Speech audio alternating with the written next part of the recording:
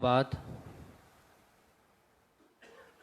مقدمہ مولود شریف تالیف کردہ حضرت شمس العلماء مفسر مؤلف معجم الدین علامہ سید میران جی عابد خن میری صاحب قبلہ دامت برکاتہم، کل سے اس سلسلے کو شروع کیا گیا کہ مقدمہ مولود شریف کو آپ کے سامنے پڑھ کر سنایا جائے۔ کل 5 احادیث کا ذکر آپ کے سامنے ہوا، جس میں رسول اللہ صلی اللہ علیہ وسلم نے مہدی موعود علیہ السلام کے تعلق سے مختلف انداز میں بشارت دی ہے، پیشین گوئی فرمائی ہے۔ تو اسی سلسلے کو آگے بڑھاتے ہوئے رسول اللہ صلی اللہ علیہ وسلم کا فرمان مبارک ہے، لو لم يبق من الدنيا الا يوم لطول الله ذلك اليوم حتى يبعث الله فيه رجلا مني او من اهل بيتي يواتي اسمه اسمي واسم ابيه اسم ابي۔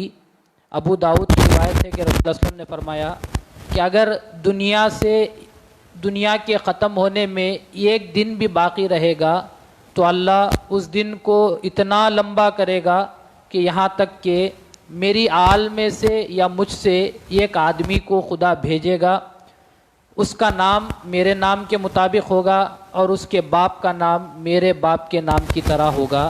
تو آپ کو یہ ان احادیث کے ذریعے بتایا جا رہا ہے کہ مہدی کا وجود رسول کے زمانے سے ہے، یہ کوئی مہدویوں کی پیداوار نہیں ہے، نہ ہی مہدویوں نے مہدی کا انتخاب کیا اور نہ ہی اس نام کو انہوں نے ایجاد کیا، بلکہ رسول اللہ صلی اللہ علیہ وسلم کے زمانے سے مہدی موعود کے تعلق سے باتیں ہو رہی ہیں۔ خود رسول اللہ صلی اللہ علیہ وسلم نے اپنے زبان مبارک سے آپ کے آنے کی خوشخبری سنائی ہے۔ وقالت سمعت رسول اللہ صلی اللہ علیہ وسلم یقول المہدی من اولد فاطمہ۔ سلمہ رضی اللہ تعالیٰ عنہ سے روایت ہے کہ آپ نے فرمایا کہ میں نے رسول کو یہ کہتے ہوئے سنا ہے کہ مہدی فاطمہ کی اولاد سے ہوگا۔ اسی طرح 8ویں روایت ہے کہ عن ابی سعید الخدری رضی اللہ عنہ قال سمعت رسول اللہ صلی اللہ علیہ وسلم یقول یخرج رجل من امتی یقول بسنتی ینزل اللہ عز وجل له القطر من السماء وتخرج له الارض من برکاتها تملأ الارض قسطا وعدلا كما ملئت جورا وظلما يعمل على هذه الامه 7 سنين وينزل بیت المقدس۔ طبرانی کی روایت ہے کہ رسول اللہ صلی اللہ علیہ وسلم نے حضرت ابی سعید الخدری کی روایت ہے کہ آپ نے فرمایا کہ میں نے رسول کو یہ فرماتے ہوئے سنا کہ میری امت سے ایک شخص نکلے گا، وہ میری سنت کے مطابق بات کرے گا، اللہ تبارک و تعالیٰ اس کے لیے آسمان سے بارش برسائے گا اور زمین اپنی برکت نکالے گی، جو بھر دے گا زمین کو عدل و انصاف سے جیسا کہ وہ ظلم و جور سے بھری ہوئی ہوگی، اور اس امت پر حکومت کرے گا 7 سال اور وہ نازل ہوگا بیت المقدس میں۔ تو یہ تمام روایتیں موجود ہیں، اور ان الفاظ کو آپ دیکھو تو آپ کو معلوم ہوگا کہ یہ پیشین گوئی کے الفاظ ہوتے ہیں، تو ظاہری معنی لے کر لوگ گمراہی کے راستے کی طرف چلے گئے۔ مثال کے طور پر صرف اس حدیث مبارکہ میں آپ 2 الفاظ پر غور کرو تو آپ کو معلوم ہوگا کہ رسول اللہ صلی اللہ علیہ وسلم نے فرمایا کہ میری امت سے ایک شخص نکلے گا، وہ میری سنت کے مطابق بات کرے گا، اللہ اس کے لیے آسمان سے بارش برسائے گا۔ آپ سوچ کر دیکھو، کیا مہدی کے آنے کے بعد ہی دنیا میں بارش ہوئی ہے؟ کیا مہدی موعود علیہ السلام سے پہلے دنیا میں بارش نہیں ہوتی تھی؟ یا مہدی موعود کے دنیا سے جانے کے بعد دنیا سے بارش ختم ہو گئی؟ تو معلوم یہ ہوتا ہے کہ یہاں آسمان سے اللہ جو مہدی کے لیے بارش برسائے گا، اس سے ہم اور آپ جو یہ پانی کی بارش مراد لیتے ہیں، یہ ہماری اور آپ کی غلط فہمی ہے۔ مہدی کے لیے اللہ آسمان سے بارش برسائے گا، اس سے مراد یہ ہے کہ اللہ اپنی رحمت کی بارش ان پر نچھاور کرتا رہے گا، اپنی تجلیات ان پر نچھاور کرے گا۔ تو یہ پیشین گوئی کے الفاظ ہوتے ہیں کہ عام آدمی سمجھ کر یہ ظاہری الفاظ کو دیکھ کر یہ سمجھ لیتا ہے کہ یہاں تو لکھا گیا ہے کہ مہدی کے زمانے میں بارش ہوگی، تو ہم اسے کہیں گے کہ جب سے دنیا آئی ہے اس وقت سے دنیا میں بارش ہوتی آ رہی ہے اور قیامت تک بھی بارش ہوتے رہے گی۔ تو پھر خاص یہ کہنا کہ مہدی کے لیے اللہ بارش برسائے گا، اس سے مراد یہی ہے کہ اللہ ان پر اپنی رحمت کی بارش نچھاور کرے گا۔ اور اسی طرح کہ زمین اپنے برکات کو نکالے گی، کیا مہدی کے زمانے میں ہی زمین سے اناج نکلا ہے؟ اس سے پہلے نہیں نکلتا تھا اور اس کے بعد بھی نہیں نکلا؟ تو معلوم یہ ہوتا ہے کہ حضرت آدم علیہ السلام کے زمانے سے زمین سے اناج نکلتا آ رہا ہے اور قیامت تک وہ سلسلہ جاری رہے گا۔ تو اس مہدی کے لیے زمین اپنے برکات کو نکالے گی، اس سے مراد کیا ہے؟ تو اس سے ظاہری مراد تو ہم لے نہیں سکتے، تو اس کے معنی ہی کچھ اور ہوتے ہیں۔ اس کے معنی کیا ہے؟ یہ جو حضرات جو جاننے والے ہیں ان کو بہتر طور پر علم ہے یہ مہدی موعود علیہ السلام کے دور میں زمین سے کیا برکات نکلے ہیں۔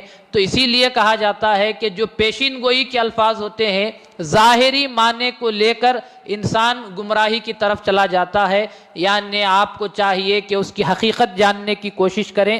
اسی طرح 9ویں روایت ہے کہ کیف تہلک امۃ انا فی اولھا وعیسی ابن مریم فی آخرھا والمہدی من اہل بیتی فی وسطھا۔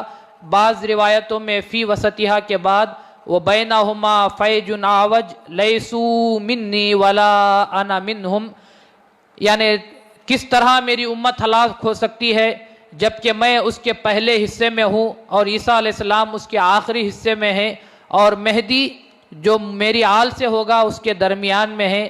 بعض روایتوں میں فی وسطھا کے بعد ان دونوں کے درمیان ایک ٹیڑھی جماعت ہوگی جو نہ مجھ سے ہے اور نہ میں ان سے ہوں گا، یعنی رسول کے بعد مہدی تک ایک ٹیڑھی جماعت تھی جس سے رسول اللہ صلی اللہ علیہ وسلم نے بیزارگی کا اظہار کیا ہے اور فرمایا کہ نہ وہ مجھ سے ہیں اور نہ میں ان سے ہوں۔ اسی طرح مہدی کے بعد بھی عیسیٰ علیہ السلام کے آنے تک ایک ٹیڑھی جماعت ہوگی جن کے تعلق سے رسول اللہ صلی اللہ علیہ وسلم نے بیزارگی کا اظہار فرمایا اور کہا کہ نہ وہ مجھ سے ہیں اور نہ میں ان سے ہوں۔ اسی طرح مروی عن ارتطاد قال بلغنی عن النبی صلی اللہ علیہ وسلم ان المہدی من اولد فاطمہ بنت رسول اللہ صلی اللہ علیہ وسلم یعیش 5 عام ثم یموت علی فراشہ ثم یخرج رجل من ولد فاطمة على سیرت المہدی بقاؤہ 20 سنة ثم یموت قتیلا بالصلاة، یعنی حضرت ارتاد سے روایت ہے کہ آپ نے فرمایا کہ مجھے یہ خبر رسول اللہ صلی اللہ علیہ وسلم سے پہنچی ہے کہ مہدی رسول اللہ صلی اللہ علیہ وسلم کی بیٹی فاطمہ کی اولاد سے ہوں گے، 5 سال جئیں گے، پھر اپنے بستر پر ان کا انتقال ہوگا، پھر بنی فاطمہ کی اولاد سے ایک شخص نکلے گا جو مہدی کی سیرت ہوگا اور وہ 20 سال باقی رہے گا، پھر ہتھیار سے وہ مقتول ہو کر ان کا انتقال ہوگا، وہ مر جائیں گے۔ تو یہ لوگ سے ہیں کہ مہدی کے تعلق سے کہاں روایت ہے؟ رسول اللہ صلی اللہ علیہ وسلم نے صرف مہدی کے تعلق سے نہیں، مہدی کے ساتھ حضرت بندگی میاں کا بھی ذکر فرمایا ہے۔ آپ اس حدیث کے الفاظ کو دیکھو تو حدیث کے الفاظ یہ کہتے ہیں کہ مہدی 5 سال جئیں گے، پھر ان کا انتقال ہوگا، پھر ان کی ہی مہدی کی سیرت پر فاطمہ کی اولاد سے ایک شخص ہوگا جو 20 سال جئیں گے۔ مہدی موعود نے یہی فرمایا کہ یاد رکھو میرے 20 سال کے بعد بھائی سید خنمیر کی شہادت ہوگی، تو بندے کو جانو کہ بندے نے جو کہا سچ کہا۔ تو آپ کو یقین ہونا چاہیے کہ احادیث میں نہ صرف مہدی موعود علیہ السلام کا ذکر ہے بلکہ رسول نے مہدی موعود کے ساتھ حضرت بندگی میاں سید خنمیر رضی اللہ تعالیٰ عنہ کا بھی ذکر فرمایا، آپ کی شہادت کا بھی ذکر فرمایا، یہاں تک فرما دیا کہ مہدی کا وصال ہوگا، اس کے 20 سال کے بعد ان کی شہادت ہونے والی ہے اور ان کو قتل کیا جائے گا، ان کو شہید کیا جائے گا۔ تو جب اتنے تفصیلات کے ساتھ رسول اللہ صلی اللہ علیہ وسلم نے مہدی موعود کے تعلق سے فرمایا، اور خود حضرت بندگی میاں رضی اللہ تعالیٰ عنہ کا بھی ذکر اس میں آ چکا ہے۔ تو اب اگر کسی مہدوی کو مہدویت میں شک پیدا ہوتا ہے تو ہم سمجھتے ہیں کہ اس سے بڑا بدبخت انسان دنیا میں ہو ہی نہیں سکتا کہ اس کو ہدایت تو مل گئی لیکن وہ ہدایت کے راستے کو چھوڑ کر گمراہی کی طرف جا رہا ہے۔ اسی طرح آخری روایت ہے 11ویں کہ عن محمد ابن حنیفہ قال انا عند علی رضی اللہ عنہ فسألہ رجل عن المہدی فقال حیہات ثم عقد بیدیہ سبعا فقال ذاک یخرج فی آخر الزمان اذا قال الرجل اللہ اللہ قتل فیجمع اللہ تعالی له قوما قزعا كقزع الصحابی یؤلف اللہ بین قلوبہم لا یستوحشون الی احد ولا یفرحون باحد جعل فیہم عدتہم علی عدت اہل بدر لم یسبقہم الاولون ولا یدرکہم الآخرون وعلی عدد اصحاب طالوت الذین جاوزوا معہ النہر۔ الحاکم فی المستدرک کی روایت ہے کہ محمد بن حنفیہ سے روایت ہے کہ ہم حضرت علی رضی اللہ تعالیٰ عنہ کے پاس تھے تو ایک شخص مہدی علیہ السلام کے بارے میں پوچھا تو علی نے فرمایا ہاتھ، پھر آپ نے یہ الفاظ آپ کے حضرت علی کرم اللہ رضی اللہ عنہ کے ہیں کہ جب پوچھا گیا کہ مہدی کے تعلق سے تو آپ نے فرمایا ہے ہاتھ۔ اس کے بعد آپ نے اپنے ہاتھوں سے 9 کا عدد بنایا اور فرمایا کہ یہ آپ نے فرمایا کہ ایسا ہوگا کہ آخری زمانے میں جب کوئی آدمی کہے گا اللہ اللہ تو اس کو ختم کر دیا جائے گا، قتل کر دیا جائے گا۔ اللہ اس کے لیے بادل کے ٹکڑوں کی طرح ایک قوم کو جمع کرے گا جس کے دلوں کے درمیان اللہ الفت پیدا کرے گا، وہ کسی سے وحشت زدہ نہ ہوں گے اور نہ کسی سے فرحت بھی محسوس نہیں کریں گے۔ جو ان میں داخل ہوا ان کی تعداد اہل بدر کی تعداد کے مطابق ہوگی، نہ پہلے والے ان سے آگے بڑھ جائیں گے نہ بعد والے ان کے مقام کو پا سکیں گے۔ ان کی تعداد طالوت اور ان کے ساتھ جو ساتھی تھے جنہوں نے نہر کو پار کیا اسی کے مطابق ان کی تعداد ہوگی۔ تو یہ 11 احادیث کو آپ کے سامنے رکھنے کا مقصد یہ ہے کہ اکثر لوگ جو اعتراض کرتے ہیں کہ مہدی کا ذکر کہاں ہے، مہدی کیوں آئیں گے، مہدی کی کیا ضرورت ہے، تو رسول اللہ صلی اللہ علیہ وسلم کی احادیث کے ذریعے ان کو سمجھایا جا رہا ہے کہ مہدی خود اپنی جانب سے نہیں آئے بلکہ رسول نے ایک پیغام دے کر ان کو بھیجا ہے، خدا نے ان کو ایک مقام دے کر بھیجا ہے، ایک مشن دے کر ان کو بھیجا ہے، اور مہدی آئیں گے تو کیا کریں گے ان احادیث میں رسول نے واضح طور پر بیان کر دیا کہ مہدی کے ذمے یہ کام ہوں گے۔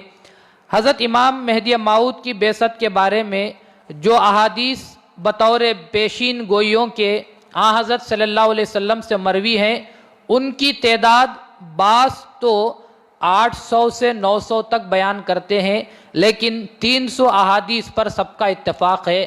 پہلے ایک چیز کو اس بات کو ہمیشہ یاد رکھنا چاہیے کہ مہدی موعود علیہ السلام کے تعلق سے جو احادیث آئے ہیں 800 سے 900 احادیث رسول نے بیان فرمائے ہیں، لیکن تمام محدثین کا 300 احادیث پر اتفاق ہوا ہے۔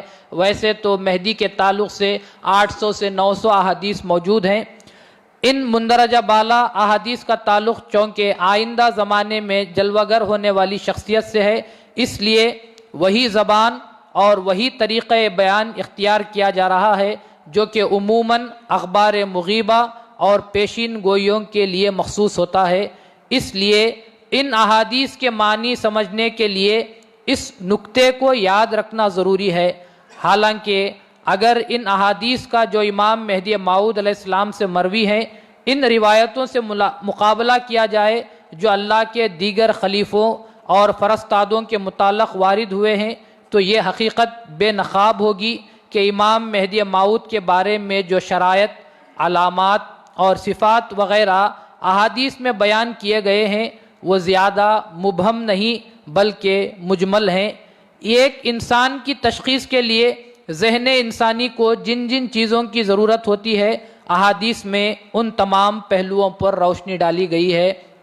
یعنی بتانے کا مقصد یہ ہے کہ اگر آپ کسی ایسے آدمی کی نشاندہی کرنا چاہتے ہیں، مثال کے طور پر اگر کوئی آدمی ڈبوئی میں ہے یا بڑودہ میں ہے، آپ اس کو جانتے نہیں، تو میں آپ کو کہوں گا کہ فلاں صاحب سے ڈبوئی میں یا بڑودہ میں جا کر ملو، تو آپ پہلے پوچھیں گے کہ اس کا نام کیا ہے، تو میں اس کا نام بتاؤں گا، پھر آپ بولیں گے کہ یہ نام کے بھی بہت ہوں گے، ایسا کرو کہ ان کے والد کا بھی نام بتا دو، میں ان کے والد کا بھی نام بتا دوں گا، پھر آپ کہیں گے کہ والد کا بھی نام یکساں ہو سکتا ہے، ایسا کرو کہ والدہ کا بھی نام بتا دو، میں والدہ کا بھی نام بتا دوں گا، پھر آپ سوچیں گے کہ ایسا بھی ہو سکتا ہے کہ وہ بھی نام، تینوں نام ایک جیسے کوئی آدمی بھی ہو، پھر آپ پوچھیں گے کہ اس کا حلیہ کیا ہے، ان کی شکل و صورت کیسی ہے، تو میں ان کی شکل و صورت آپ کو بتاؤں گا، پھر آپ کہیں گے کہ کہیں مجھے دیکھنے میں غلطی نہ ہو جائے، ایسا کرو کہ سیرت بھی بتا دو کہ ان کی سیرت کیا ہے، ان کے اخلاق کیا ہے، پھر آپ کہیں گے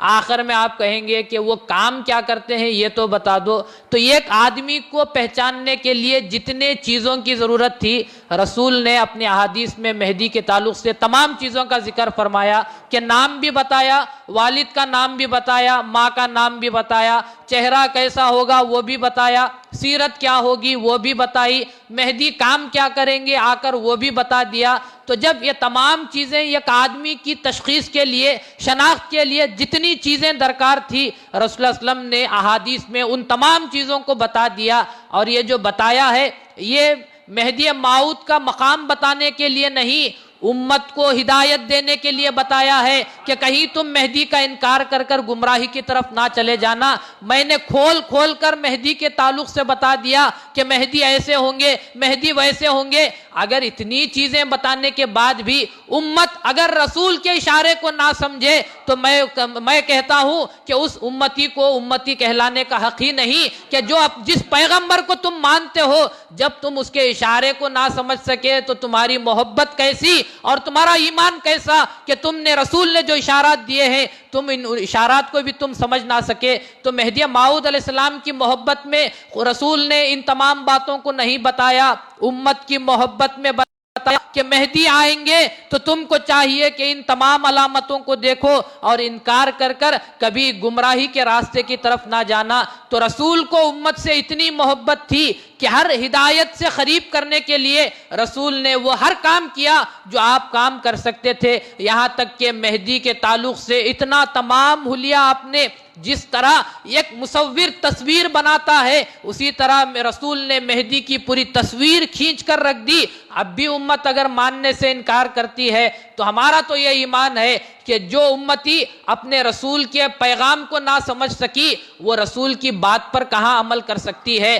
رسول کی اتباع کہاں کر سکتی ہے؟ کیونکہ محبت کا تقاضا یہ ہوتا ہے کہ اشارہ جب ہوتا ہے تو سمجھ لینا یہ محبت کی دلیل ہوتی ہے۔ یہاں تو واضح الفاظ میں بیان کیا جا رہا ہے، اشارے نہیں، واضح الفاظ میں بیان کرنے کے باوجود بھی اگر امتی نہ سمجھ سکے تو تم کاہے کے امتی ہو؟ تم کس بنیاد پر یہ کہتے ہو کہ ہم رسول کے امتی ہیں؟ تو رسول اللہ صلی اللہ علیہ وسلم نے امت کی محبت میں تمام باتوں کو بیان کر دیا، اور شاید ہی کوئی ایسا پہلو ہو جس کے متعلق کوئی معاند یہ کہہ سکے کہ یہ تشنا رہ گیا۔ یعنی رسول نے مہدی کے تعلق سے ہر ایک انداز میں، ہر ایک زاویے سے ہم کو بشارت دے دی، نام کے اعتبار سے، کام کے اعتبار سے، جگہ کے اعتبار سے، کس سن میں آنے والے ہیں، تمام چیزوں کے تعلق سے مہدی رسول اللہ صلی اللہ علیہ وسلم نے مہدی موعود علیہ السلام کے تعلق سے بیان کر دیا۔ اس کے برخلاف انبیاء علیہ السلام کی تشریف آوری کے بارے میں جو پیشین گوئیاں انبیاء سابقین نے کی ہے، ان میں نام، نسب، شہر، محلہ، سن، سال وغیرہ امور صراحت کے ساتھ بیان نہیں کیے جاتے تھے۔ تو آپ کو یہ بتایا جا رہا ہے کہ مہدی، اللہ نے جو خلیفوں کو بھیجا اس کا ایک طریقہ کار تھا، وہ طریقہ کار یہ کہ موسیٰ علیہ السلام اپنے بعد آنے والے حضرت عیسیٰ علیہ السلام کے تعلق سے چند مبہم الفاظ میں، جن کو آپ کوڈڈ لینگویج کہہ سکتے ہیں، اس زمان میں کچھ نہ الفاظ بیان کر دیتے تھے، نہ نام بیان کرتے تھے، نہ ان کے والد کا نام بیان کرتے تھے، کچھ بھی بیان نہیں تھا، بلکہ بہت ہی مبہم الفاظ میں کوڈڈ میسج دے دیا جاتا تھا کہ میرے بعد آنے والا پیغمبر ایسا ہے، لیکن یہاں پر رسول اللہ صلی اللہ علیہ وسلم نے امت کی محبت میں تمام قوانین کو بالائے طاق رکھ کر نام بتا دیا، والدین کا نام بتایا، کام بتایا، کہاں کس جگہ سے پیدا ہونے والے ہیں، کس جگہ میں آنے والے ہیں، تمام چیزوں کو بتایا ہے۔ یہ رسول کی امت سے محبت تھی، کیونکہ رسول کی ایک ہی تمنا تھی کہ میری امت کی بخشش ہو جائے۔ اب جو ہستی امت کی بخشش کے لیے خدا بھیج رہا ہے، جس کو مہدی موعود کے نام سے یاد کر رہے ہیں، تو رسول اللہ صلی اللہ علیہ وسلم نے فرمایا کہ جو ہستی ہدایت لے کر آ رہی ہے، اگر میری امت کبھی اسے پہچاننے میں غلطی کر بیٹھے تو ان کے ہاتھوں تو گمراہی آنے والی ہے۔ اس لیے پورے قوانین کو بالائے طاق رکھ کر رسول اللہ صلی اللہ علیہ وسلم نے ہمارے سامنے، امت کے سامنے مہدی موعود کے تمام تر حلیے کو پیش کر دیا، جیسے کہ تمام چیزیں ایک انسان سوچ بھی نہیں سکتا کہ ہم کسی آدمی کی تعریف کریں گے تو زیادہ سے زیادہ کیا تعریف کر سکتے ہیں۔ ہم کہیں گے کہ اس کے یہاں پر نشان ہوگا، ایسا ہوگا، دو تین باتیں بتا سکتے ہیں، لیکن رسول اللہ صلی اللہ علیہ وسلم نے مہدی موعود علیہ السلام کے تعلق سے سو انداز میں مہدی کی بشارت دی ہے تاکہ امت کبھی ان کو پہچاننے میں غلطی نہ کر بیٹھے۔ لیکن برا ہو دنیا کا کہ اتنے تمام باتیں بتانے کے باوجود امت نے مہدی موعود علیہ السلام کو پہچان نہیں سکی، جس طرح کے پہچاننا چاہیے تھا۔ وہ تو خدا کا فضل ہے کہ ہمارے بزرگان دین نے صحیح انداز میں مہدی کو پہچانا، تو آج تک ہمارے دلوں میں مہدی کی محبت جاگزی ہے۔ یہ حال تھا ان خبروں کا جو ایک نبی اپنے بعد آنے والے نبی کی بعثت کے بارے میں بطور پیشین گوئیوں کے فرمایا کرتے تھے۔ ایسی روایتوں کو مجمل کے نام سے یاد کیا جا رہا ہے۔ آئیے ذرا انصاف سے دیکھیں امام مہدی موعود کے بارے میں جو روایتیں آئی ہیں ان کا حال کیا ہے۔ یعنی رسول اللہ صلی اللہ علیہ وسلم نے مہدی کے تعلق سے جو باتیں بیان فرمائی ہیں وہ مجمل ہے۔ مجمل یعنی بہت ہی کم الفاظ میں مبہم طور پر بیان کر دینا، کم طور پر بیان کرنا، اس کو مجمل کہا جاتا ہے۔ اجمالی طور پر مفصل اس کو کہا جاتا ہے، کھول کھول کر تفصیل سے بیان کرنا۔ لوگوں کا اعتراض یہ ہے کہ رسول نے مہدی کے تعلق سے بہت کم نشانیاں بیان کی ہیں، حالانکہ جس انداز میں رسول نے مہدی کے تعلق سے بتایا ہے کسی اور بات کے تعلق سے اتنی زیادہ تفصیلات نہیں بتائی۔ اسی لیے کہا جا رہا ہے کہ مہدی کے تعلق سے رسول نے کیا کیا بیان کیا ہے۔ اگر کوئی آپ سے پوچھے کہ مہدی کے تعلق سے رسول کی احادیث میں کیا کیا ذکر ہے، آپ کو ان باتوں کو یاد رکھنا چاہیے۔ رسول نے مہدی کے تعلق سے حسب بیان فرمایا، یعنی ان کا حسب نسب کیا ہوگا، اور فرمایا کہ مہدی میری فاطمہ کی اولاد سے ہوگا، یعنی ان کا نسب کیا ہے وہ بیان کر دیا۔ شہر کہاں، کس شہر میں پیدا ہوں گے وہ بیان فرمایا۔ سن یعنی کس سال میں پیدا ہوں گے وہ بیان فرمایا، اور مہدی کے آنے کی ضرورت کیا ہے وہ بیان فرمایا۔ مہدی کی صورت کیا ہوگی وہ بیان فرمایا، مہدی کی سیرت کیا ہوگی وہ بیان فرمایا۔ جب اتنی تمام باتوں کو ذکر کیا ہے تو یہ کہنا کہ مہدی کا ذکر حدیثوں میں بہت ہی کم موجود ہے، تو ہم پوچھتے ہیں کہ اگر یہ کم ہے تو زیادہ کس کو کہا جاتا ہے؟ اس سے زیادہ تفصیلات تو رسول نے کسی کے تعلق سے بیان نہیں فرمایا۔ حتیٰ کہ آپ جن اماموں کو مانتے ہیں، حضرت امام ابو حنیفہ، کیا رسول نے ان کے تعلق سے کوئی بشارت دی تھی؟ یہ ایک حدیث میں ذکر نہیں ہے، تم امام ابو حنیفہ کو مانتے ہو، یہاں 360 حدیثوں میں تمام حلیہ بیان ہے، ہم مانتے ہیں تو ہم کو غلط ناموں سے یاد کیا جاتا ہے۔ اس سے بڑھ کر بے دینی اور بد مذہبی اور کیا ہو سکتی ہے؟ اسی لیے کہا جاتا ہے، بالفاظ دیگر حوالے سے بیان کیا گیا ہے کہ آپ کی بعثت کے بارے میں احادیث کی تعداد 800 یا 900 اور بالاتفاق 300 بیان کی گئی ہے، اور سب سے زیادہ اہم چیز جو اس مقام پر قابل غور ہے وہ یہ ہے کہ ان احادیث کا تواتر المعنوی ہے۔ چنانچہ اکثر محدثین نے ان احادیث کو متواتر المعنی ہونا تسلیم کیا ہے، اور اجلّہ محدثین نے اپنی گراں قدر تالیفات میں ان کی تخریج کی ہے، جن میں بعض تو صحاح کی کتابیں ہیں جن کی صحت پر علماء کا اتفاق ہے۔ خیر، یہاں سے ایک نئی بحث شروع ہو رہی ہے کہ اگر جب جب رسول کسی کے سامنے مہدی موعود علیہ السلام کے متعلق جو احادیث آئے ہیں ان کو پڑھ کر سناتے ہیں تو سامنے والا یہ کہہ دیتا ہے یہ حدیث تو ضعیف ہے، یہ حدیث کوئی کام کی نہیں، یہ حدیث صحیح نہیں ہو سکتی، تو آپ کو بتایا انشاءاللہ کل اس عنوان کو آپ کے سامنے پڑھ کر سنانے کی کوشش کروں گا کہ مہدی کے تعلق سے جو حدیثیں آئی ہیں، اگر کوئی ضعیف کہتا ہے تو آپ کو کل جو بیان ہونے والا ہے ان جوابات کو یاد رکھنا چاہیے کہ مہدی کے تعلق سے جتنی حدیثیں آئی ہیں ان کو تواتر المعنوی کہا جاتا ہے۔ اب یہ تواتر المعنوی کیا ہے انشاءاللہ کل آپ کے سامنے پڑھ کر سنایا جائے گا۔ خدا تعالیٰ سے دعا ہے کہ خدا ہم کو مہدی کو تو ہم نے پا لیا، ہم کو مہدی موعود علیہ السلام کی تعلیمات پر عمل کرنے کی توفیق عطا فرما، آمین۔ وآخر الدعوانا عن الحمد للہ رب العالمین۔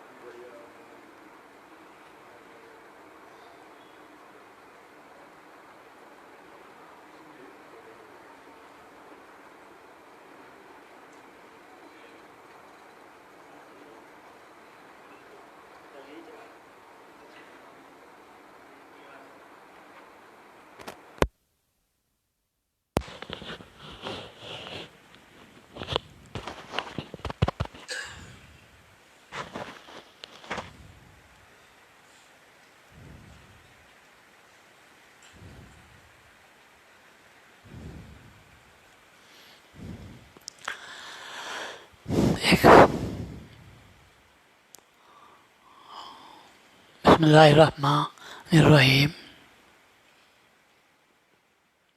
ایک سبق تو آپ نے سنا، ابتدائی سبق تھا، یوں سمجھو الف ب ت یہ پہلے پڑھایا جاتا ہے۔ اصل کتاب کا مضمون اور کتاب میں آنے والی تفصیلات وہ بعد میں بیان کیے جاتے ہیں، لیکن وہ کتاب پڑھنے کے لیے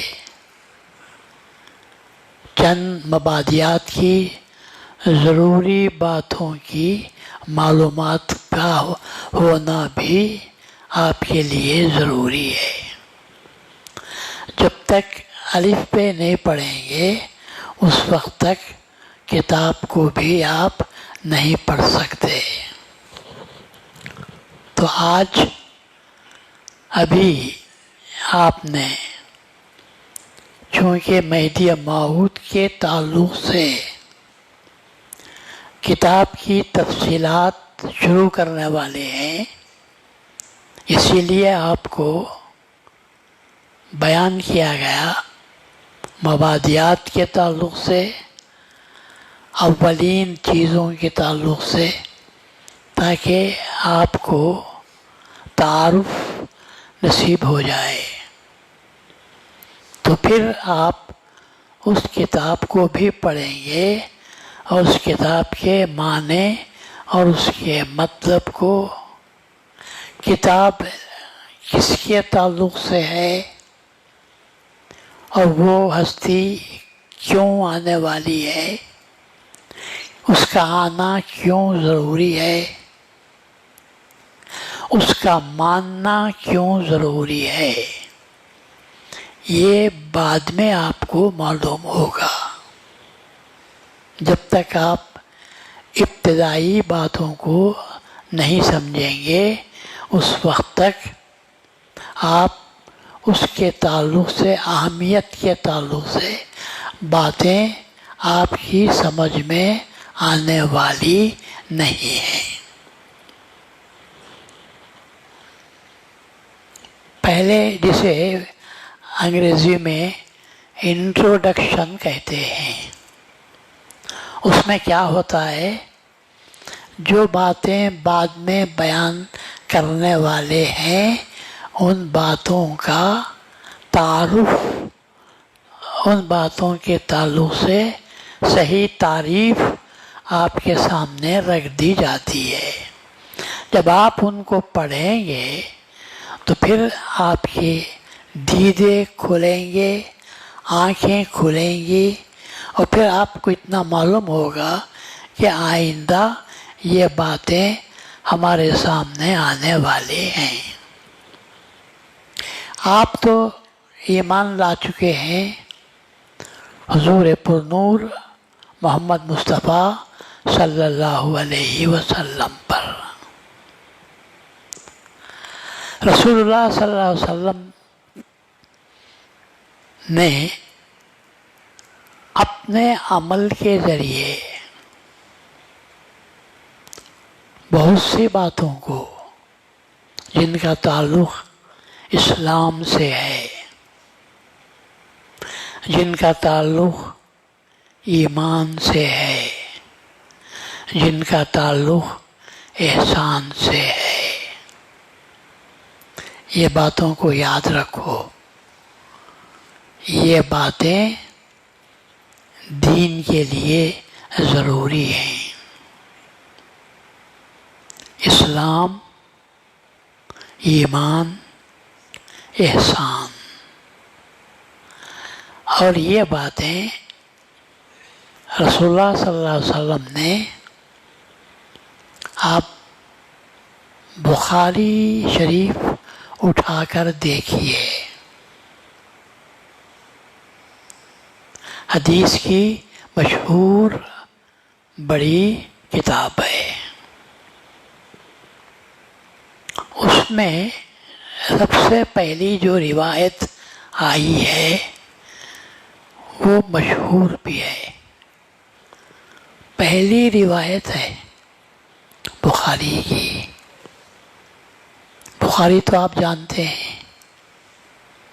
بڑی مشہور کتاب ہے حدیث کی۔ جو بھی پڑھنا چاہتا ہے کتاب کے ذریعے سے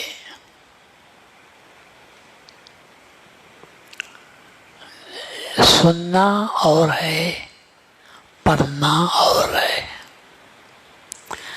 کسی بھی آپ مجلس میں چلے جائیے تو بہت سی باتیں آپ سن لیتے ہیں،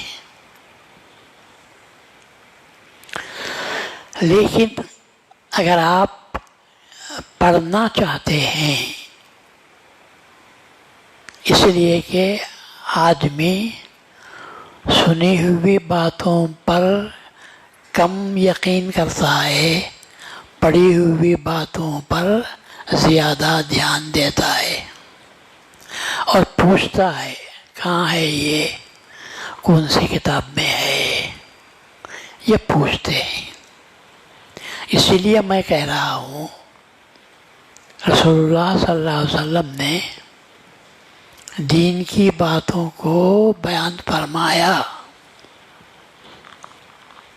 اور اس وقت بھی ایسے لوگ تھے جنہوں نے ان باتوں کو یاد کیا، ان باتوں کو لکھا، جیسے کہ امام بخاری ہے۔ یہ ایک بڑی ہستی ہے، یہ ایسے بہت سے ہیں، ایک ہستی ان میں یہ بھی ہے، اور ان کی لکھی ہوئی کتابوں کو آج کل بہت زیادہ پڑھ رہے ہیں، خصوصاً بخاری کی بات ہے۔ بخاری کی حدیث بڑی مشہور کہلاتی ہے، لوگ خاموش ہو جاتے ہیں کہ سب بخاری میں آیا ہے تو سن لیتے ہیں۔ تو اس اعتبار سے رسول اللہ صلی اللہ علیہ وسلم نے جن باتوں کو لوگوں کے سامنے پیش کیا، نکتے کی باتیں ہیں، بڑی کام کی باتیں ہیں، اور مسلمانوں کو چاہیے جہاں تک ہو سکے پڑھ سکتے ہیں تو خود پڑھیں یا کوئی پڑھنے والے ہیں اور پڑھ کر سنانے والے ہیں، ان کے پاس جائیں، وہ پڑھیں تو ان کتابوں کو پڑھ کر یاد رکھیں، کیونکہ دین کی اکثر باتیں رسول اللہ صلی اللہ علیہ وسلم نے بیان فرمائی ہے۔ میں ہزاروں لاکھ تقریریں کی ہوں گی، لیکن میری باتیں آپ کو یاد ہیں؟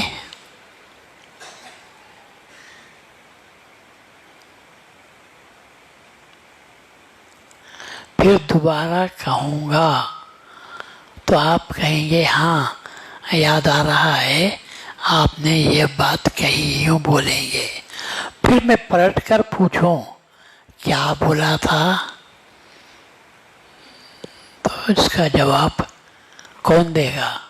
کوئی بھی نہیں دے گا۔ ہاں یاد تھا، ذہن سے نکل گیا۔ اتنی باتوں کو کوئی بھی یاد نہیں رکھے گا، مگر آج ایک اہم بات سنا رہا ہوں۔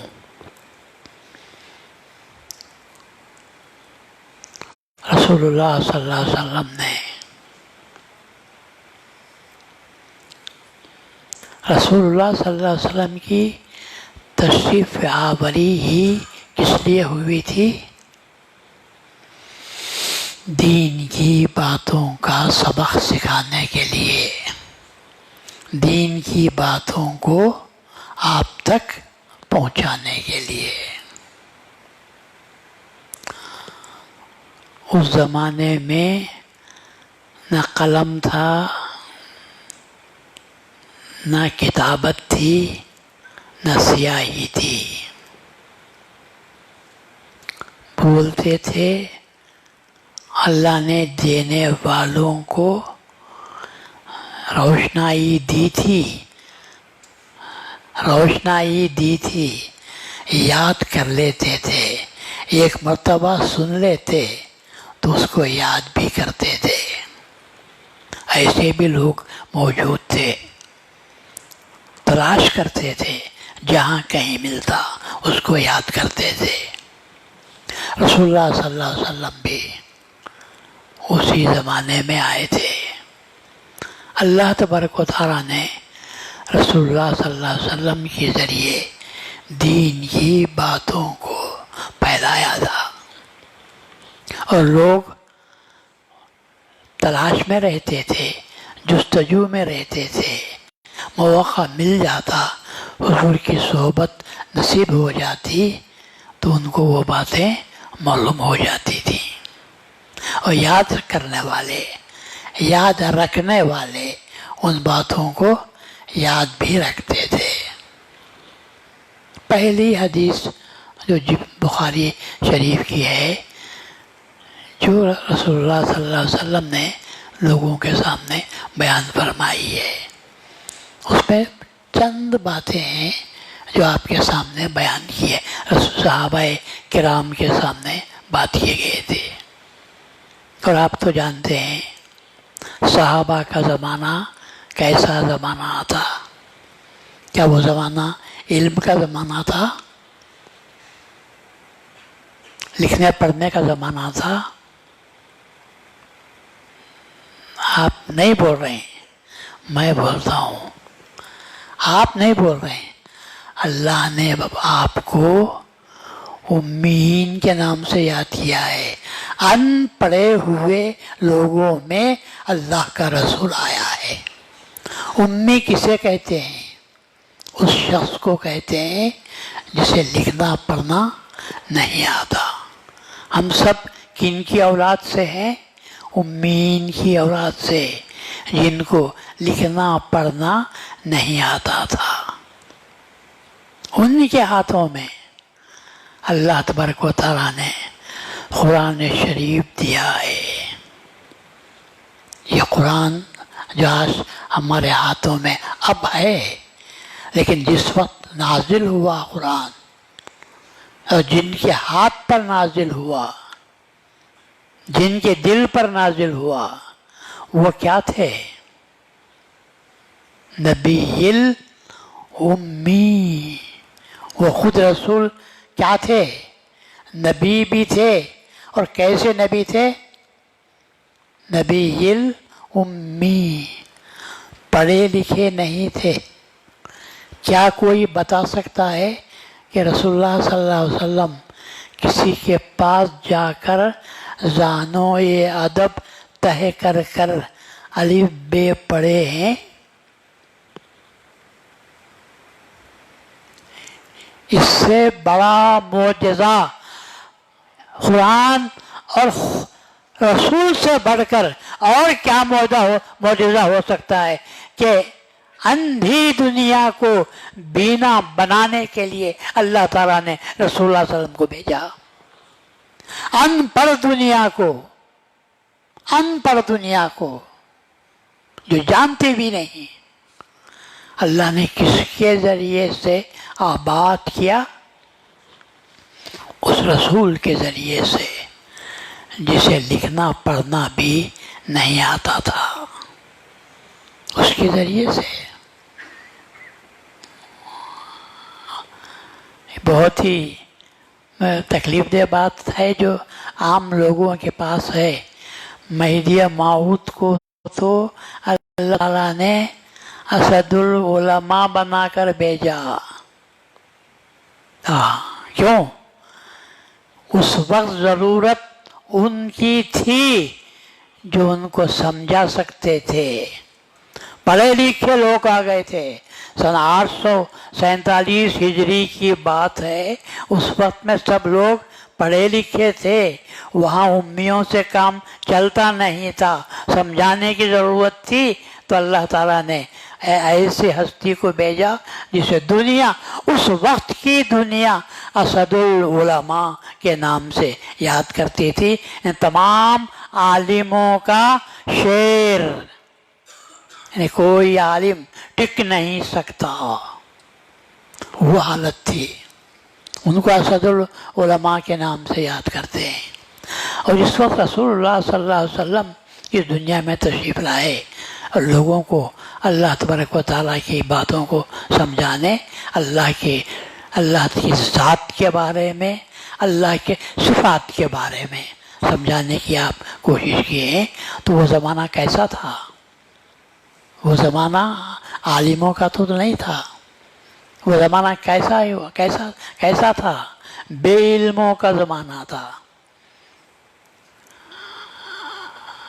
اور نکتے کی بات سنو، ایک نکتے کی بات سنو.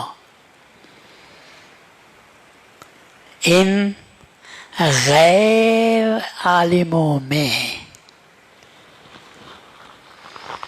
تمام دنیا کیا تھی؟ تمام دنیا کیا تھی؟ امی. اور امی کے معنی کیا بولا؟ امی کسے کہتے ہیں؟ امی کہتے ہیں اس کو جس نے کچھ بھی لکھا پڑھا نہیں، اس کو کہتے ہیں امی.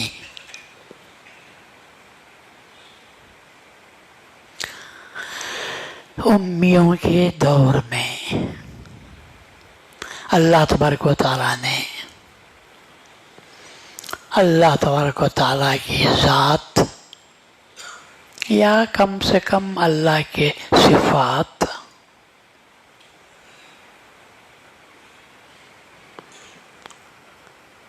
سمجھانے کی کوشش کی. تو کیا پہلو اختیار کیا؟ اللہ نے کیا طریقہ اختیار کیا؟ اللہ تعالیٰ نے وہی علم کا پہلو اختیار کیا. مگر خصوصی بات یہ ہے کہ رسول بھی پڑھے لکھے نہیں تھے، امی تھے.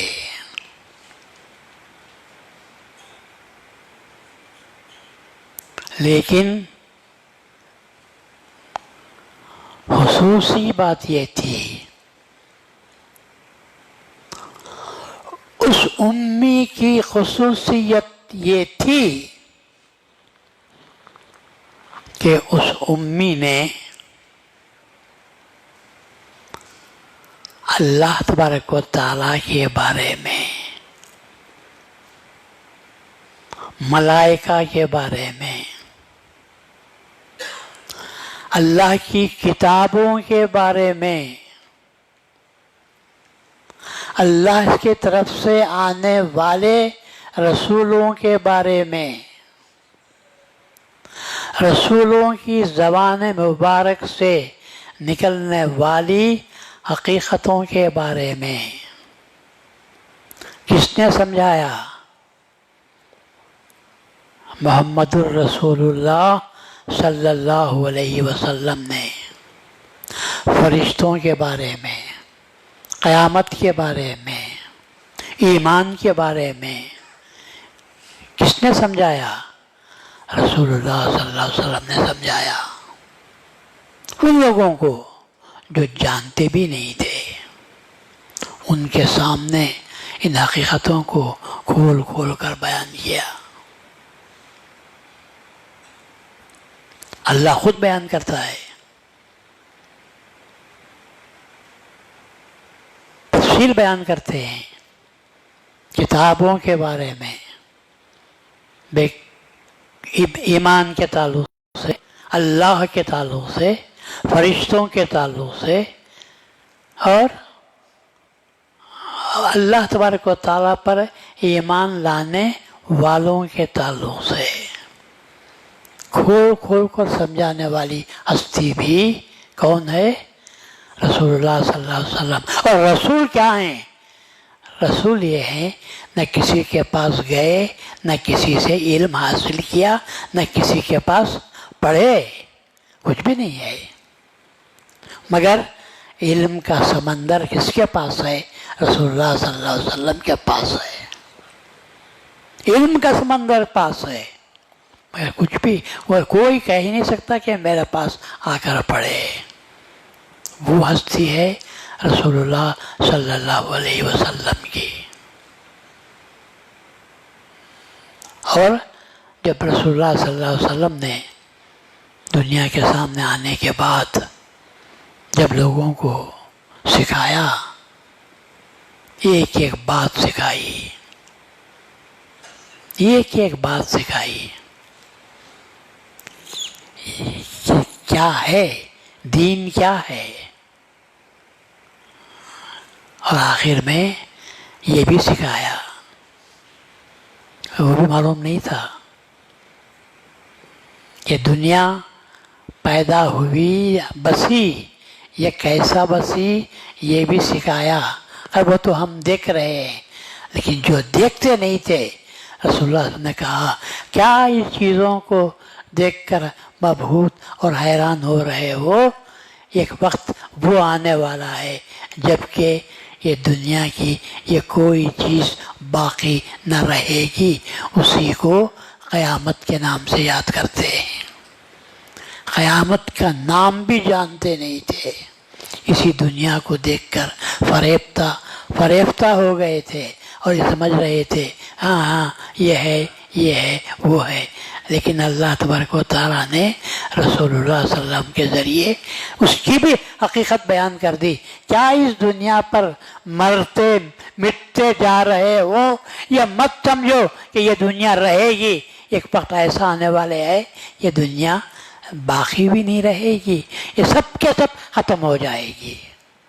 تم کیا سمجھتے ہو اس دنیا کے بارے میں؟ کیا ہے یہ دنیا؟ اس کی حقیقت کو سمجھو، اس کو تباہ کرنے والی چیزیں تمہارے پاس ہیں، اور وہ چیز کیا ہے؟ ایسا فرمایا وہ چیز ہے دنیا، اور وہ چیز ہے دنیا، یہ دنیا کو لے کر تم ناچ رہے ہو، لیکن اس دنیا کو تباہ کرنے والی چیزیں کون سی ہیں؟ اسی دنیا میں پیدا ہونے والی چیزیں ہی ہیں جو تم کو इस दुनिया में इतना उलझा रही है कि दुनिया उजाड़ तुम कर दोगे, ये दुनिया बाकी नहीं रहेगी, उजाड़ हो जाएगी। उसी को अल्लाह ने क़यामत के नाम से याद किया है। आखिर में समझाया वो बिल आखिरती हम यूक़िनून, वो लोग आखिरत पर भी ईमान लाते हैं। इस हवा पर उछल जाओ मत, ये हवा चलने वाली है, चलेगी और फिर ऐसी चलेगी कि फिर तुम्हारे पास नहीं रहेगी और तुम भी इस पर नहीं रहोगे, तुम भी दीवाने हो जाओगे, चले जाओगे। इसी को आखिरत के नाम से याद करते हैं। पहले आखिरत तो बाद में है, उसके पहले क़यामत आने वाली है। तुम्हारी नज़रों के सामने क़यामत आ जाएगी, सब के सब चले जाएगा। और वो क़यामत को छोड़ो, उसके पहले क़यामत है और वो क़यामत तुम्हारी मौत है, और वो क़यामत तुम्हारी मौत है। तुम्हारी बीवी, तुम्हारे बच्चे, ये माल दौलत, ये सब चीज़ें तुम्हारे सामने हैं, लेकिन तुम क्या समझते हो? तुम समझते हो कि ये सब मेरी हैं। मेरी हमारी बोलने वाले, एक वक्त वो आएगा जबकि तू मेरी कहता रहेगा और वो चीज़ तेरे हाथ से निकल जाएगी। तू कहेगा ये मेरी बीवी और वो चली जाएगी। तू कहेगा ये मेरे बच्चे, वो चले जाएगा। तू कहेगा ये मेरा माल, वो निकल जाएगा। तो कुछ भी तेरे हाथ में नहीं रहेगा और फिर तू अफसोस करेगा, मगर बेकार है। ये जाने वाली चीज़ों से मोहब्बत करने वालों, तुम समझो।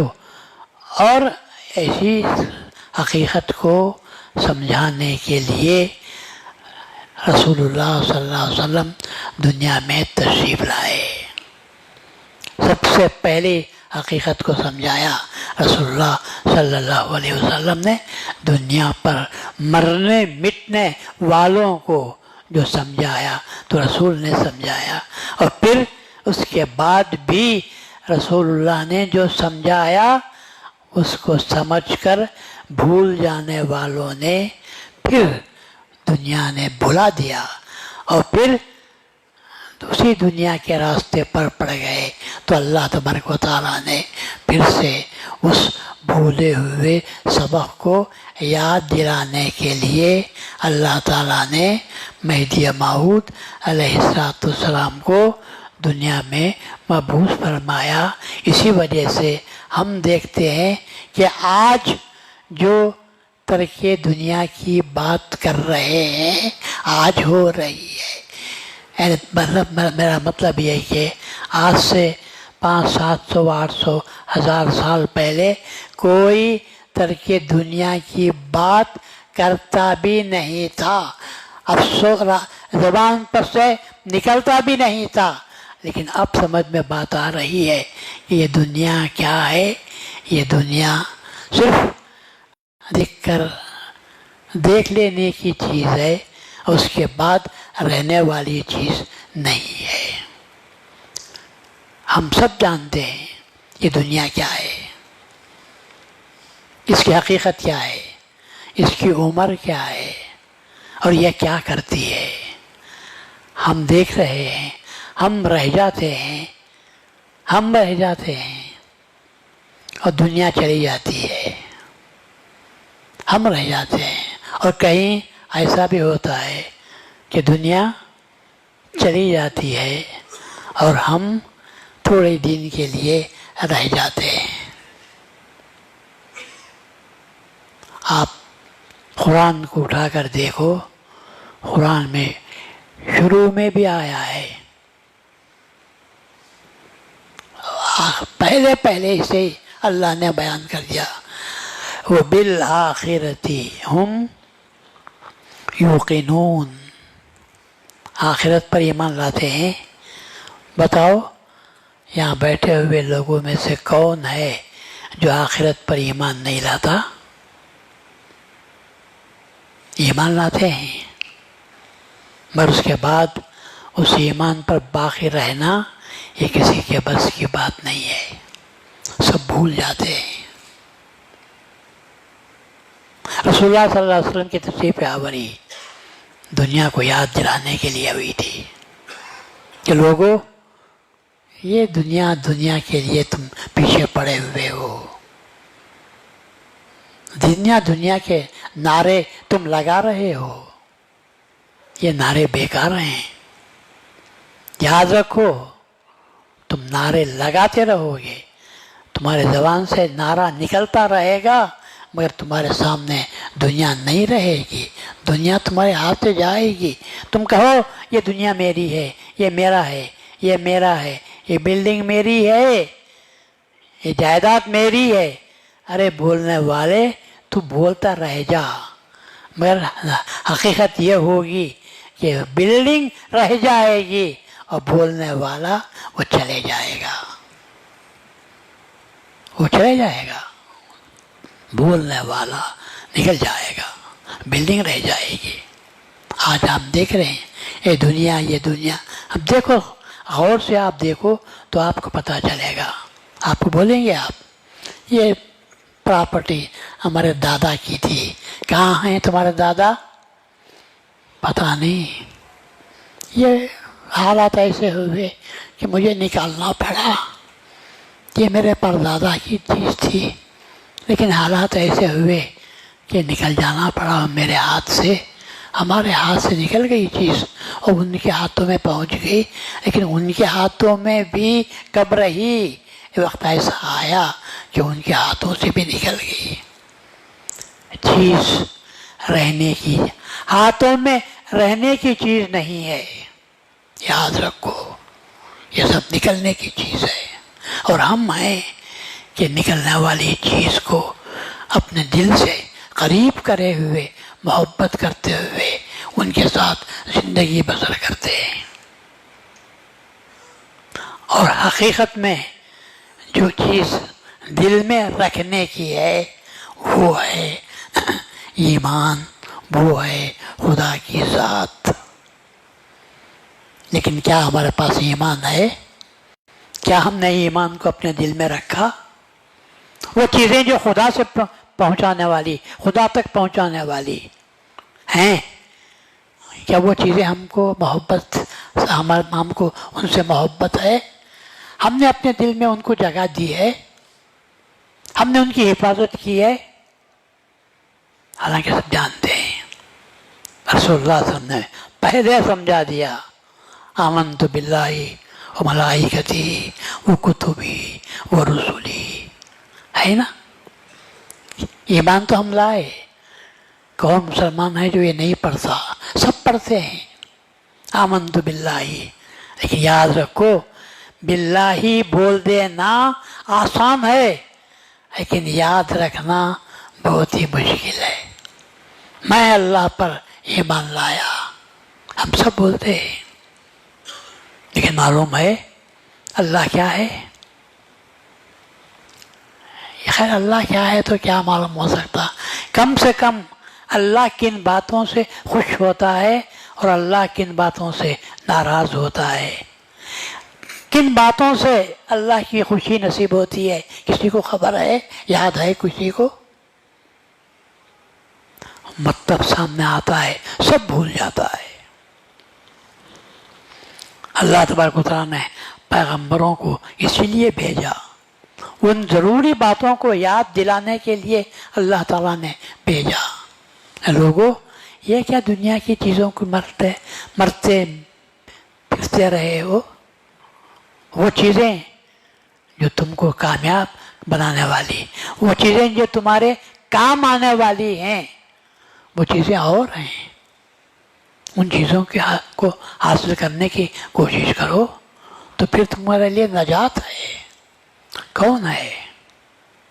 بہت ہی موٹی موٹی باتیں ہیں جن کو میں آپ کے سامنے کیا ذکر کروں، جن کا میں ذکر کروں۔ اللہ نے بتائی وہ باتیں، आमन्तु बिल्लाहि व मलाइकतिहि व कुतुबिहि व रुसुलिहि वल यौमिल आखिर वल क़द्रि खैरिहि व शर्रिहि मिनल्लाहि तआला वल बास बादल मौत।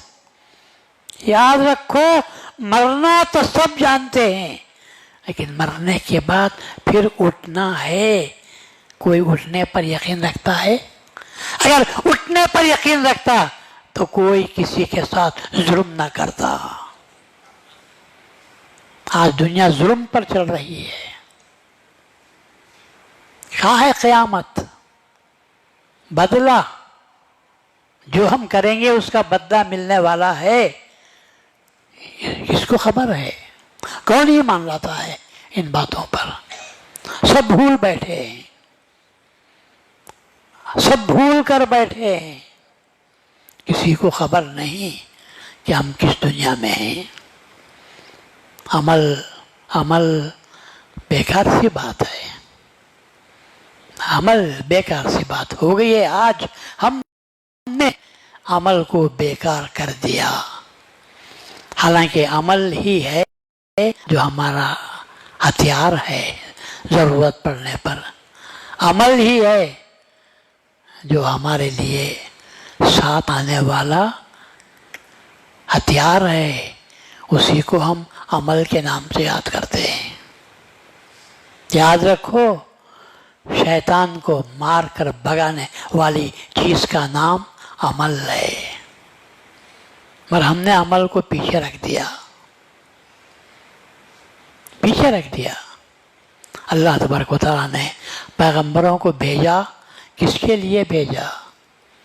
अल्लाह के बताए हुए उस सबक को याद रखने के लिए भेजा, पर हमने उस सबक को भुला दिया। शैतान के पढ़ाए हुए सबक को याद रख लिया। अल्लाह तबारक व तआला ने कहा, तुम अपना काम करो, मैं अपना काम करता हूँ। तुम शैतान की इत्तिबा करते जाओ, मैं पैगंबरों को भेजता हूँ, वो तुमको वो सबक सिखाएंगे कि जिससे तुम शैतान का तबाह कर सकते हो, शैतान के पढ़ाए हुए सबक को भुला सकते हो। मैं वो काम करता रहूँगा, और पैगंबरों को भेजने का मकसद ही यही है। पैगंबर दुनिया में आते रहे और आपको सबक सिखाते रहे। क्या सबक था? यही, ये दुनिया की बातों को छोड़ो, अल्लाह की बातों को इख्तियार करो। शैतान सिखाता क्या है? शैतान इन्हीं बातों की तालीम देता है, लेकिन आदमी अपना मज़ा चाहता है। आदमी को मज़ा चाहिए, और अल्लाह ने सिखाया, ये देखो, ए मज़े के पीछे जाने वालों, एक बात याद रखो, जहाँ मज़ा है वहाँ सज़ा भी है। एक मज़े को सामने रखने वालों, उसके पीछे, उसके साथ जो सज़ा है, क्या तुम उसको याद रखे हो? बंदा वही है, मेरा बंदा वही है जो मज़े के साथ सज़ा को भी याद रखता है, और सज़ा जो चीज़ से, जिस चीज़ से सज़ा मिलने वाली है उसको छोड़ता है, और मज़ा सामने आता है उससे हटता है, उसे हटाता है। आप पूरे तालीमात को देखते हुए आओ, मैं आपको बताता हूँ कि तर्के दुनिया क्या है। याद रखो, तर्के दुनिया उसी सज़ा और मज़ा का सबक सिखाने वाली ہستی کو ہی مہدی موعود کے نام سے یاد کرتے ہیں۔ اے مزے کے یاد کرنے والوں، ذرا سزا کو بھی ساتھ رکھو۔ جب تم مزے کو یاد کرتے ہو تو یاد رکھو سزا تمہارے گلے کا ہار بننے والی ہے۔ اگر تم نے اس کے ساتھ ساتھ اگر یاد رکھا اس کو بھی کہ نہیں یہ چیز میرے لیے گلے کا ہار بن کر مجھے قبر سے ہی وہاں تک بھی لے جا کر تباہ کرنے والی ہے، تو وہ ہے دنیا، تو اس سے اپنے آپ کو بچاؤ۔ پورا قرآن کا سبق یہی تھا، اور قرآن کی تعلیم کا خلاصہ مہدی موعود نے سزا کے بھلا دینے کے، سزا کو یاد کرتے ہوئے ترک دنیا کی تعلیم دی۔ اسی کو مہدویت کے نام سے یاد کرتے ہیں۔ کیا ہے مہدویت؟ مہدویت کہتی ہے کہ نہیں ہے دنیا، میں یاد رکھو دنیا کے ساتھ، دنیا کے عمل کے ساتھ وہ تمہاری بد عملی کو، اس سزا کو بھی یاد رکھو جو اس کے ساتھ تم کو ملنے والی ہے۔ اسی کو مہدویت کے نام سے یاد کرتے ہیں، اور مہدی موعود علیہ السلام نے دنیا کے سامنے اسی سبق کو پیش کیا۔ اللہ سے میں دعا کرتا ہوں کہ باری تعالیٰ، اے باری تعالیٰ، ہم کو مہدی موعود کی ہم نے تصدیق کی ہے، زبانی اگرچہ کی تصدیق کی ہے، مگر اے اللہ ہمارے دلوں کو توفیق عطا فرما کہ زبان سے پڑھی جانے والی چیز کو دل میں اتاریں، اور اس کے ساتھ ساتھ اس سبق کو یاد رکھیں کہ ہم فقط دنیا کے نہیں ہیں، بلکہ ہم کو یہ دنیا چھوڑ کر جانا ہے، اور اے اللہ ہم کو حقیقت میں ترک دنیا کی ایسی توفیق عطا فرما کہ ہم تیرے پاس ہنستے کھیلتے ہوئے آئیں، اور تیرے پاس پہ جو ہے اس کو ہم حاصل کرتے رہیں۔ وآخر دعوانا ان الحمدللہ رب العالمین۔